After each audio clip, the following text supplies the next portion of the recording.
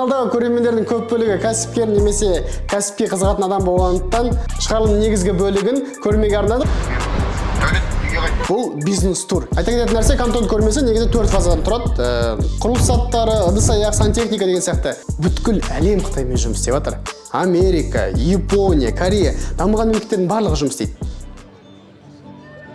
2023 жыл Гуанчжоу қаласы Кантон көрмесі. Біз бастаймыз.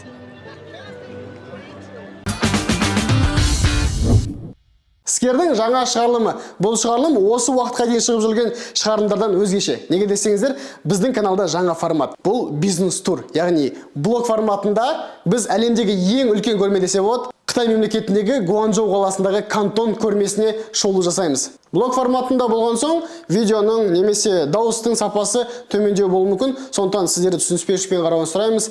Мен үшін де бұл жаңа формат. Бұл іскер және оның жүргізушісі мен Ізбасар Дәулет. Ассаламуалейкум. Біз қазір Бишкектің аэропортына келдік. Біраз жол жүріп келдік. 8 сағат уақыт кетті ғой. Енді бұйыртса қазір 1 сағаттан кейін регистрация басталады. Біз Гуанчжоу қаласына доказательство аэропортта екенімізді. Гуанчжоу қаласына бұйыртса ұшатын боламыз.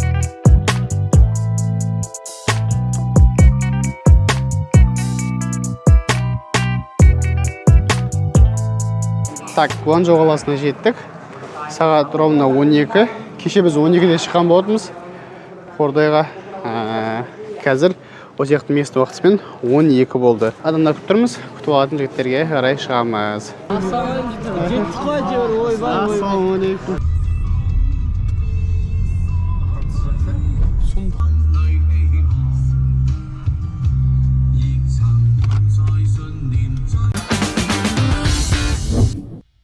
Бүгінгі таңымыз басталды.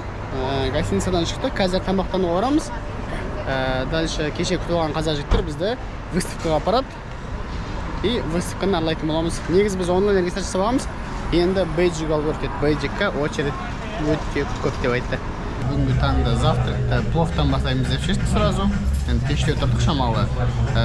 Гостиницаның жанында халал кафелер бар екен. Жалпы тамақтары басқа елдегі демес, ондай қатты қиын емес екен. Плов, өзіміздің білетін кола, су, айран и плов. Енді лагман алды. Выставкаға келдік. Мынау входы. Мынау выставкаға келген жолдар. Порядок болсын деп, әдейі осындай бөлек вход жасап қойған. Жаңа біз өзіміздің вход карточкамызды алдық. Мынандай бір қағаз берді, чек, значок. Кантон Файердан значок и кіретін бейджик. Осымен вход кіреміз. Регистрацияны заранее жасап керек екен, біз жасап қойдық заранее и ондай проблема болған жоқ. Сол. Қазір енді кіріп бастаймыз. Аяқта адам деген көп, бірақ жасайтын адамдарда өте көп екен, сондықтан қатты проблема жоқ. Заранее егер регистрация болатын болса, онда вообще ешқандай проблема жоқ. Міндетті түрде заранее істеп алыңыздар. Қазақстанда. Выставка вход өте көп. Маяқтан кірсем болады. Маяқта басқа тематика.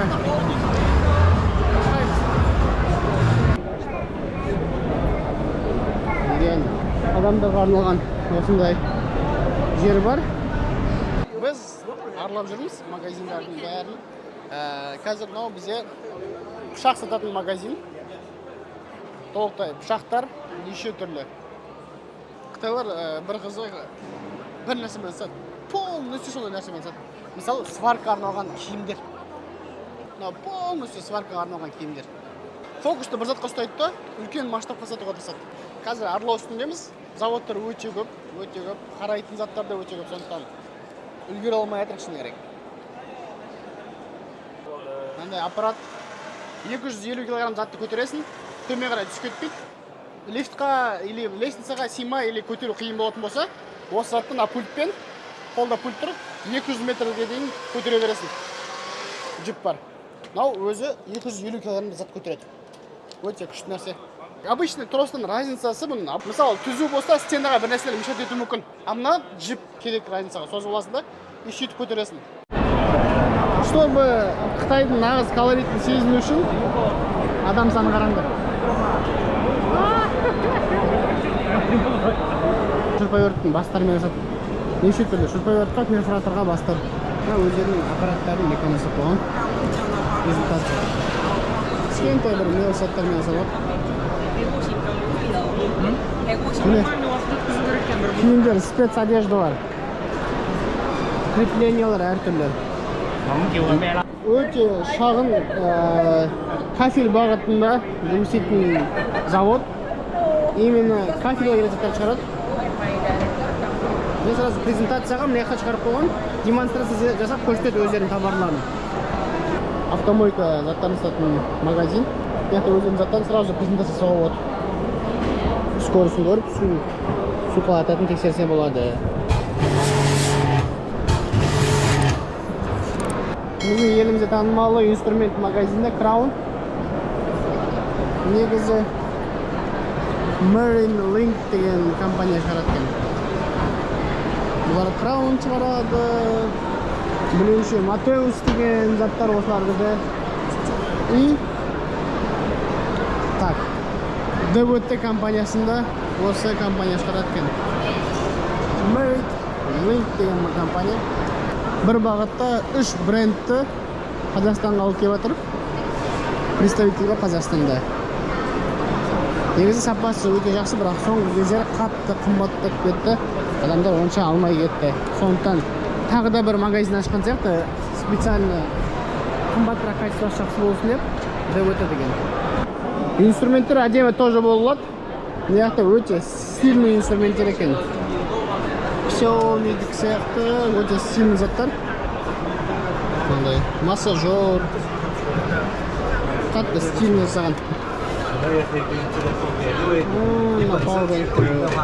Мен қанша Type-C, 4 Type-C, 2 USB. Осы бағыт именно өзіме алып кететін батарейкалар танымал болды елімізде. Өйткені қазір соңғы трендтерде барлық жерде тұр. Даже осындай 1600 вольт беретін аппараттар да бар. Мысалы, 4 тоқ қосса болады. Қосырғандай 4 коды бар. Сондықтан осы бағытта ойланып көруге болады. Мынандай қызық нәрсе бар. Мынау данкрат, көріп тұрсың ғой, и мынау бүйтіп қолмен түсірсе, керек оригенға дейін тартасың. Сөйтіп ұятыңды қойып аласың. Сіз каталогтарын беріп жатыр өздеріне. Бірақ максимально 500 грамм. Так что осындай қызық тұрватса, осы бағытта жұмыс істеуге болады. Шынымен негізінде бізге ұнап тұр, бізге қызық болып тұр. Детейлингпен, краскамен айналысқыларыңыз келсе, мына неше түрлі заттар бар. Пневмопистолеттер, жалпы пневмамен жұмыс істейтін, помимо краска шашады, детейлинг, вулканизацияға байланатын заттардың заводы. Яғни Қытайдан бөлек, Кореяда өзінің заттарын алып келіп жатыр екен. Яғни мысалы Турцияның заттары бар. Сондықтан тек қана Қытайдың заводтары емес, немесе Кореяның компаниясы, Қытайда заводтары бар. Сондай компания көбінесе. Бытовой техника бағытына келіп тұрмыз. Мына жақта неше түрлі кухня керек заттар. Пылесостар да бар, фен, висник, әртүрлі бағыттар бар. Мына жақта фендер бар.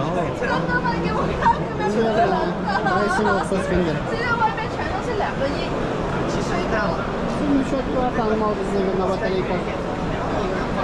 Бритвалар. Мына жақта холодильник. 3 бағытты холодильник, айналары, бір айнасы полный прозрачный. Мына кофе аппараттар, неше түрлі аппарат, мына жақта көріңіздер. Демонстрация кофе жасап көрсетіп жатыр. Тамақ пісіріп көрсетіп жатыр. Мына морковка жазбайтын аппаратпен кесетін.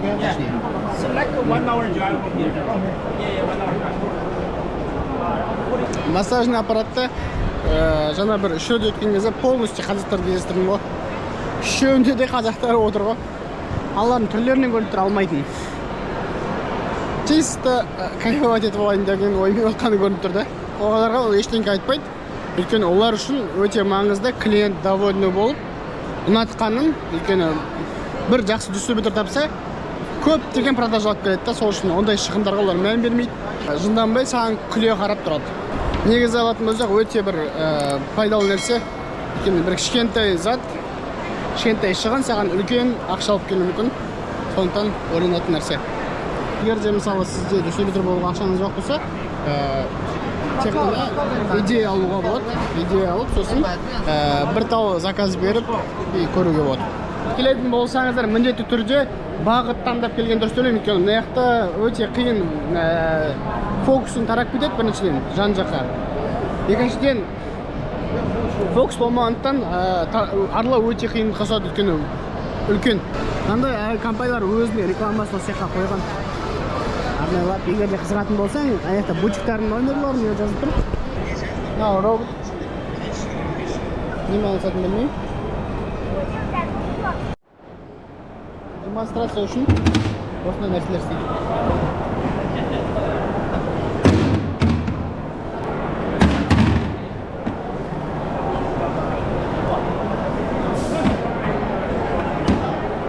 Кардар, кран, әртүрлі осындай техникалар. Короче, аппарат аяқ киімдерді тазалайтын аппарат строительствода. Мына щеткамен аяқ жуыласын, мына жерден воздух аласын, ауа. Мына компрессормен аяқта аяғын жуып шайып алсам болады, су тұрып көрсе. Осындай аппарат аяқ киім жууға арналған. Супермаркеттарға корзинкалармен алсады. Үш түрлі завод осындай корзинкалар шығарады. Сан түрлі бағыт бар, амалдар бар, амалын тапсаң болды. Оны тапсалары. Face ID, пароль, код, карточкамен жасауға болады. Егер де біреулеріңіз осындай топсамен айналыспағыңыз келсе, не істеуге болады, әрине хабарласып, идея ретінде алуға болады. Өте жақсы бағыт. Қазір әлем бойынша өте танымал бағыт, сондықтан шынымен де неқта қарап жүрген, ойланып жүрген, және сөйлесіп жатқан, келісіп жатқан поставщиктер өте көп. Сондықтан міндетті түрде пайдаланатын нәрселер. Гриль, шашлык, барбекю деген қызатындар болса.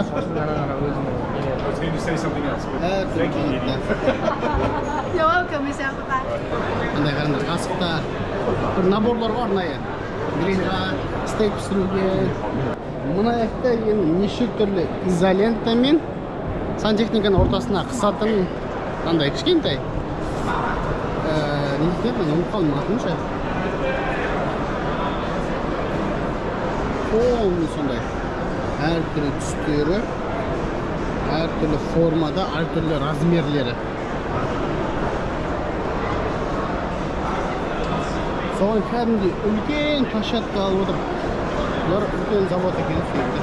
Кантонский выставкаға шығып өзінің заттарын презентация жасап жатқан компаниялар өте үлкен компаниялар. Неге десеңіздер, бұл жаққа шығу өте қымбат және де қиын. Өзінің очерті бар. Сондықтан көбінесе ірі заводтар шығады. Электронный весілетін жер 1 тоннаға дейін салмағын білсең болады максимум. 3 тоннаға дейін қостайды, сондай неше түрлі аппараттар бар. Мына жақта арқандар. Кішкентай арқаннан ең үлкен арқандарға дейін. Міне Кантонский выставканың тамақ ішетін отделениесіне келдік. Мына жақта food drinks дейді. Қазір өзімізді білетін KFC болса, содан жеп өтесеміз. Бірақ бұл жақта енді міндетті түрде оның халал харам екеніне мән бермек, өйткені көп жерде олар қарамайды, жей береді. Қай елде жүрсең де KFC-ға келесің, KFC-ді білесің ғой. Бірақ ассортимент өте слабый екен.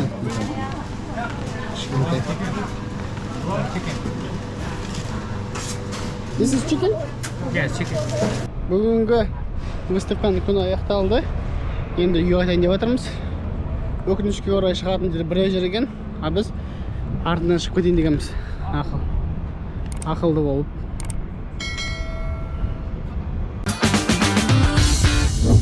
Осымен көрменің бірінші күні аяғына жетті. Көзіме түскен барлық қызық нәрселерді түсіруге тырыстым. Ары қарай қай жерге тамақ ішті, қай жерде жаттық дегенге уақыт алмай, бірден екінші күнге өтіп кетеміз деп шештік. Айта кететін нәрсе, Кантон көрмесі негізі 4 фазадан тұрады. Құрылыс заттары, ыдыс-аяқ, сантехника деген сияқты. Біздің барған фаза ол құрылыс заттар. Оның ішінде көп нәрсе кіреді. Тұрмыстық заттар, үй заттары деген сияқты. Сондықтан қызық нәрселер өте көп. Видеоны соңына дейін қараңыздар. Тағы да жаңа күн басталды. Бүгін электроника бойынша көргіміз келіп жатыр. Короче, мынандай аппарат бар екен. Келдің, аяғыңды салдың. Новый бақилар келіп тұр, Иә. Проекторлардың отаны. Әне проекторлар. На батарейках өзінің колонкасы бар. качествосын білмеймін енді видеода қалай отыр. Негізі нормальный екен качествосы. Қараңғы жер жақсы айтып жақты. Неше түрлі колонка тұр. Мұнда игровой приставкалар. Андай баяғы дискетамен ойнайтын бар. Sega ұқсайтын нәрселер екен. Андай прикольный не бар екен. Қазір атып көрейік бізде. Аны астын басасың, зәріп тауады. Вот атасың. Осы павильонда әртүрлі технологиялар. Кішкентай машина проектілер. Большой, жақсы. Микрофондар әртүрлі. Да. Андай рациясы бар. Мен арман болын осы тексеріп көруге. Соны тексеріп көрейін деп жатырмын. Естіп тұр ма? Ютубқа жазылыңдар. Лайк, комментарий, подписка. Обязательно жазылыңдар. Сен не үшін істеп отырмын осы ютубты? Осы жаққа арнайы келіп тұрып. Лайк, подписка, комментарий. Арман, неге қайт? Дәулет, неге қайт? Қазір жаңа деревняға өтіп кеттік. Енді осы жерді аралап бір көретін боламыз. Май жасайтын аппарат екен. Мына затты бутылкамен цистернамен келеді. Мына май құйылады. Мына очищениялар бір нәрселер өтеді. Тазалар өтеді. Осындай бутылкадағы май шығатын болады. Осындай бір оборудование. Робот телефонын реттеватыр. Телефон заказ беріп қойдым. Мынау порядокты қарап жүр. Охрана. Камера, видео. Мынау заттас емес екен. Осындай роботтар. Әртүрлі роботтарға дөңгелектер жасайтын. Роботтарға дөңгелек жасайтын завод бар уже. Бізде әлі робот жоқ, бірақ бұларда уже роботқа дөңгелек жасайтын завод. Варка. Delight. Explore non-possibility self-delight. Rebuild that precisely. Converting light into energy. We concentrate on this industry. Білмеймін, сваркадан хабары жоқ адамдар қарасы роботын айтты. Короче, телефон жасайтын технология ғой. Айфонның шеттерінде жүреді экранда. Кішкентай түбінде клея қатты. Existe uma máquina que faz a vedação para ficar. Бұяқта пластик өндіретін оборудование. Басында кішкене қисық болып тұр. Ар жақта екі пластик дайындалып жатыр. Басын кесіп тастап, қазір бұяқта готовый болып шығады.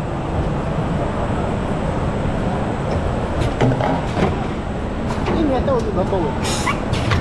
Сонда ешқандай өсілері кеткен жоқ. Әртүрлі формада майға, неге қолматын пластиктардың бәрі осы жақта шығады. Мына жақта получается сварка аппарат уже дамып кеткен, сенсорный скоростары бар. Басқа әлем болып отыр. Оны сварочный аппараттар ше. Мынандай кран бар. Без водителя просто пультпен управлять етесің. Кран, карлар, бәрі пультпен жұмыс істейді. Адамның қызметін, еңбегін азайту. Мына жақта робот. Роботке бір нәрсе істеп жатыр. Наклейка шығаратын аппарат.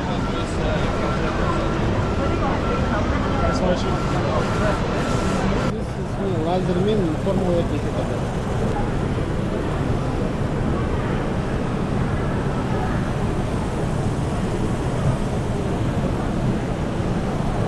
Бұнда заправка деп отыр ғой, заправка қалай қарайсыңдар? Бутылка жасайтын аппарат. Андай формаға келтіріп, бутылканы құяды. Андай винный бутылка. Это андай присоскалар соғылады. Осындай аппарат. Формаларын дайындайтын аппарат. Мына жер зажигалка өндіреді. Басында жуатын сетка жасайтын аппарат. Андай басында жуатын бар ғой. Сетканы тоқып, готовый продукция жасайды. Домалақ формасы. Аппарат попкорн сет, самообслуживание. Такая процесс все в этом, некая стакан түсті. Купюроприемник, монетоприемник, купюроприемник и картамен төлеуге болады. Процесс 15%. Міне, 77% болды. Қазір готовы болды. О, міне түсіп жатыр уже. 39% болса готовы уже. По идее, көлем жағынан өте аккуратный екен. Готово. 220. Осындай ешқандай адамның көмегісіз попкорн шығаратын аппаратты бірінші рет көріп тұрмын. Негізі кинотеатрға, супермаркеттерге немесе бір сауда орталықтарына қоятын болса, жақсы пайда келеді деп ойлаймын. Осы попкорн аппаратпен біздің екінші күн аяғына жетті. Ағырай біздің тасымалдау, яғни логистика бойынша партнеріміз тамақтануға шақырған болады. Содан кішігірім үзінді, сосын үшінші күнге өтетін боламыз. Біздің логистика бойынша партнеріміз Сергей бізді тамақтандыруға алып барады. Biz осылармен 9 адам 3 машинамен шығып бара жатырмыз. 400米后在红绿灯路口右转，所有人。Мына крокодил неті болды. Видеосы бар еді, бірақ ол харам деп жеу жоқ. Бірақ басқа да тамақтардың бәрін жеп. Өте көбінесе сол банкқа қатысты тамақтар, суда жүретін тамақтар ғой. Соның бәрін жеп, ішіп болып жатырмыз. Бүгін үшінші күн кіреберістен өттік, бейджігімізді көрсетіп. Енді уже примерно түсініп қалдық қайқа бару керек екенімізді. Бүгін жаңа павильон, мына павильонда болмағанбыз. Қазір сол жақтан даже көретін болғанбыз. Бүгін енді Кантонский высокода соңғы күн. Көп нәрсені біз уже көріп қойдық. Енді біз поставщиктармен келісіп, бағаларды реттеп жатырмыз. Осыған дейін алып жүрген заттардың кейбір тікелей поставщиктарын тауғаннан кейін бізге әлдеқайда арзан шығып отыр. Бірақ мысалы завод болғандықтан олар бірақ нәрсені істейді. Олар тек қана мысалы бір заттың ғана пайыздан шығарады, а бізге жіберетін поставщиктар оны комплектовать етіп жіберетін. Кейбір комплектовать ететін заттарды бөлек-бөлек алғанымыз бізге тиімдірек болып тұр. Соны бүгін қарап түсініп жатырмыз. Мына жақта тек щеткалар сатады, әртүрлі щеткалар. Мына щеткалардың қызығы мына жақта астына су қосып жұмыс істеуге болады. Подача су өшіріп қоясың, көбейтесің. Мына жақта крапкалар. Мен түсінген бойынша біз деген ол машина керек отделение. Мына жақта эстон заттары, механизацияға керек көтеретіндер, әртүрлі ключтар, дөңгелектер, дисктар. Станкалар. Негізі қажеттер ауырады ғой станкамен. Айналсам деп жүрген адамдар болса, осы жерден неше түрлі заводтарда болуға болады. Мына жақта қымбатында арзанда табасың. Өйткені тек Қазақстаннан емес, дүние жүзінен адамдар қарап отыр мысалы. Енді қай ұлт екенін білмеймін. Қара нәсілді ұлттардан мысалы қызығып уже сөйлесіп жатыр. Договорлар жүріп жатыр мына жерде ше. Уже прямой келісім алып, номер алып, ертесі күні заводқа барамыз деген келісімдер алып кетуге болады. Міне мұнда домкрат, мынандай набор бар екен, басша гайковер, питанияны аккумулятордан либо прикурительден аласың. Мына бағытта прикурительден алады дейсің.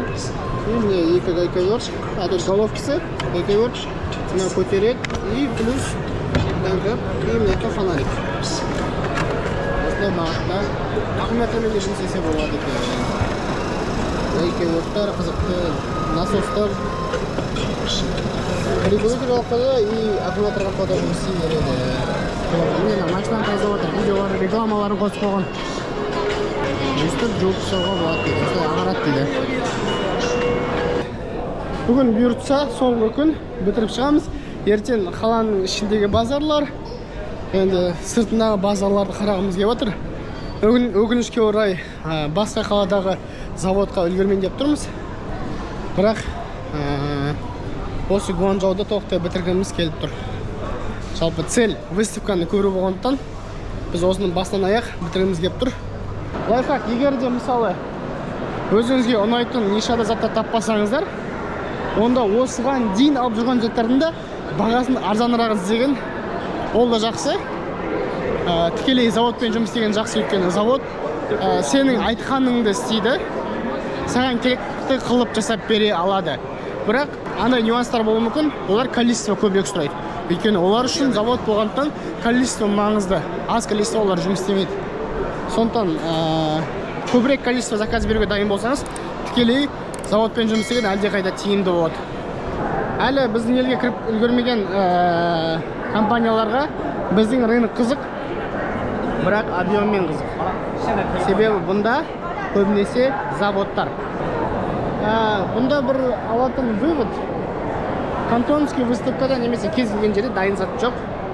Өзің тауып, өзің еңбектеп, оны Қазақстан рыногына кіргізіп, немесе болса, соның тиімдірек, сапалырақ версиясын кіргізіп, содан пайда табу. Бұл тек қана сауда емес, производство, біздің Қазақстанда производстволар болса, соның сапасы жақсырағын табу. Ол да сіздерге үлкен нәтиже бере алады деген ойдамын. Мына выставканың жанында осылай таксилар толып тұрады. Бірақ бұған отырып кете алмайсың, өйткені бұл таксилардың каждыйның очереті бар. Ар жақта халық жиналып тұрады, сенің очеретің келген кезде сол такси отырасың. Бұл жақта бір жақсы жері қорқытпасаң болады. Такси отырғаннан кейін сен алдап кетпейді, өйткені бұл жақта ақшаны таксиомермен төлейді. Самое главное, айналып кетпесе ол, жаған жақта арылап жүрмесе, бұлай ақша таксиомермен. И келіп атсаңыздар, чек сұрасаңыздар, ол соны көрсетеді. Сол чек бойынша сіз жаңағыдай внутреннее приложение Alipay-мен, я болмаса наличкамен төлей аласыздар. Осымен Кантонский выставка аяғына жетті. 60 мың стенд болған екен, 60 мың завод өзінің затын көрсеткен екен. Арасында ең қызықтары бізде жоқ, или жаңадан шығып жатқан нәрселердің барлығын көрсетуге тырыстым. Сондықтан енді тек қана travel қалды, travel часть. Каналдағы көрермендердің көп бөлігі кәсіпкер немесе кәсіпке қызығатын адам болғандықтан шығарылым негізгі бөлігін көрмеге арнадық. Енді кішігірім бөлігі Гуанчжоуға саяхат. Уақытымыз жеткенше ең қызықты жерлеріне баруға тырыстық. Бұл Кантон Тауэр. Гуанчжоудағы ең биік здание. 488 метр. Қазір ішіне кіріп көретін боламыз. Бізге айтты, Гуанчжоуға келсеңіздер міндетті түрде осы зданияны көру керек. Сондықтан ішіне кіріп, қазір барлық нәрсені көрсететін болам. Биіктігі 433 метр. Выставкаға шықтық. Мына биік өте ерекше, камерадан көрінген адамға түсінікті ма, түсініксіз ба білмеймін. Бірақ мынау жер сұмдық енді. Ағылай кеттік лифтпен. Смотровойдың біріншісін бітірдік, енді екіншісіне баратырмыз. Ол тағы да биік. Қазір біз 448 метрге келдік. Мынақта вид сұмдық. Лифтпен әкеп тастады. Ағырай лесенциямен жайы көтеріледі екенсің. Мына капсула отыру үшін төмен жақтан билет алу керек екен. Біз білмей қалдық. Өйткені билеттің жалпы түсініксіз, қытайша жазылып тұрғаннан кейін біз ең максимум алсақ, оказывается, бұларға тағы да дополнительно төлейді екенсің. Және де осы жерде мынандай лифт аттракцион бар.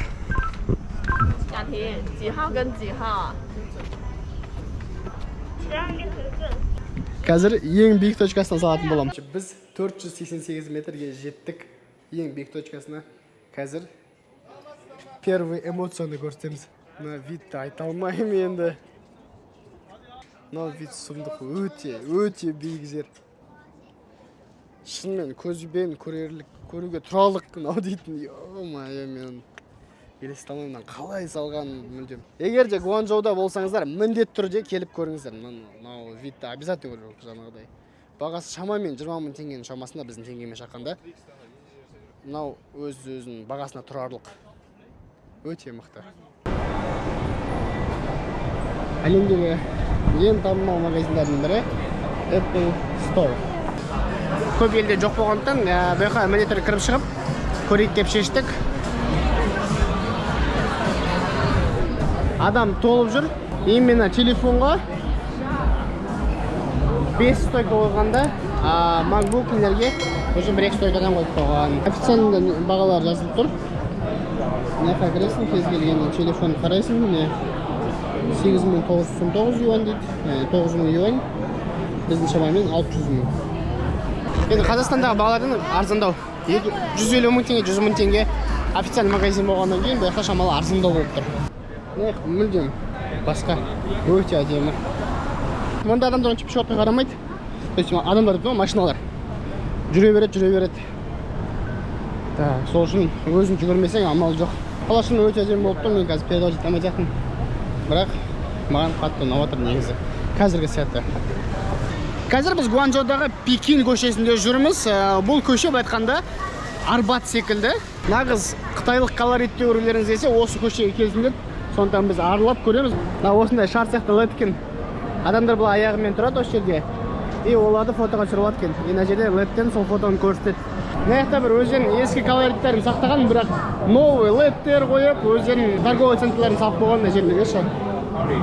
Гуанчжоуға келгелі әртүрлі зданиялар көріп жатырмыз. Ұзын, полный стена LED, дамыған, прозрачный, сырты әйнек, бірақ осындай өзінің қытайлық колорит беретін заңлар өте ерекше. Шынымен өзінің Қытайдың колоритін беретін. Біздің Арбатқа да, енді бұл Пекин көшесі, Гуанчжоудың Арбат болып саналады. Біздің Арбатқа да осындай здание жетпейді деп ойлаймын. Өзінің нағыз қазақи колорит беретін. Кішігірім тарих айтып кетейін. Бұл Лю Янон патшасы 917-971 жылдары, яғни 1000 жыл бұрын салынған храм Дафу. Мағынасында ұлы Будда храмы деп аталады. Бұл әлемдегі ең үлкен храмдардың 5-тігіне кіретін. Және де оның түнгі көрінісі өте әдемі. Қазір бұл храмның ішінде сауда орталығы, музей және де храм орналасқан. Негізгі өздерінің тарихтарын өте күшті сақтаған деп ойлаймын. Так, осындай Арбаттың ішіне жер тауылық. Қардың имитациясы сақталған, аяқта водопад мысалы. Ішіне тастар. Душ барып қойған. Өстіп айналып келіп, бүйтіп андай эскалаторға тап боласың. Эскалатормен төбеге шықсаң, төбесінде магазин тұр, просто магазин. Короче, мынандай бизнес бар екен. Тастар тұр. Әртүрлі түскен тастар. Қармақпен ұстап аласың. И осындай саған амулет жасап береді.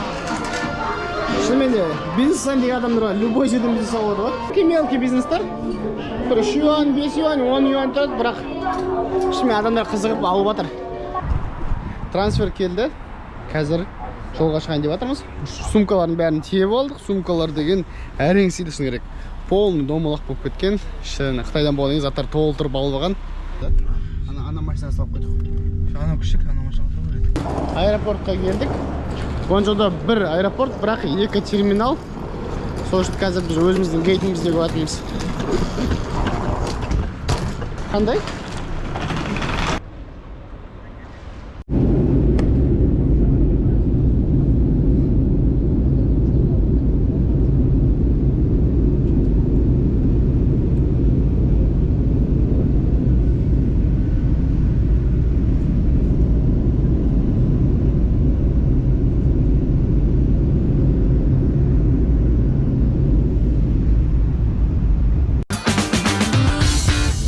Осылай біз елге оралдық. Аэропортта, жолда, негізі жалпы тілмен кішігірім қиындықтар болғанымен, Қытай бізге өте жақсы әсер қалдырды. Аяқ жағында кішігірім менің ойым. Біздің елде кейбір адамдардың қытайлар жайлы жаман ойлары бар. Олар сапасыз нәрсе шығарады, олар алдайды деген сияқты. Бірақ бүткіл әлем Қытаймен жұмыс істеп жатыр.